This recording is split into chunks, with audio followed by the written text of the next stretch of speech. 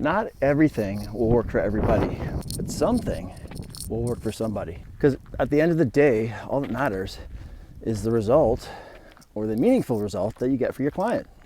And that's going to be different for every single person. Jump online, watching a video, criticizing and shitting on somebody for applying a technique or an exercise or whatever it is. Before you start saying, well, that's not evidence-based, or that doesn't work for me, or whatever, maybe you just ask the question, how does this work for this person? Because as we know, online, little snippets can be taken out of context, and you don't know how the person got there and why they're choosing said technique. So instead of quickly criticizing, why don't you just ask a question and be curious instead? Now, I understand there's lots of professionals out there saying that their methods are the best, and this works, and there's no other way, and they're using deterministic language.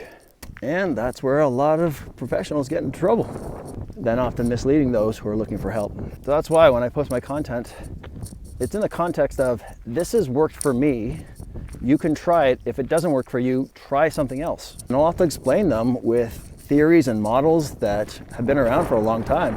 And the little spin or variation that I've used won't necessarily be in the research books, but often what I think is happening in the system to better explain the reason why I'm doing it. Before jumping down someone's throat and saying that that doesn't work or that's bullshit, ask a question to be more curious of how they got there and why it works. That's really the only way to progress the professions and knowledge forward. The more you learn, the more things you can try. The more things you try, the more things you learn.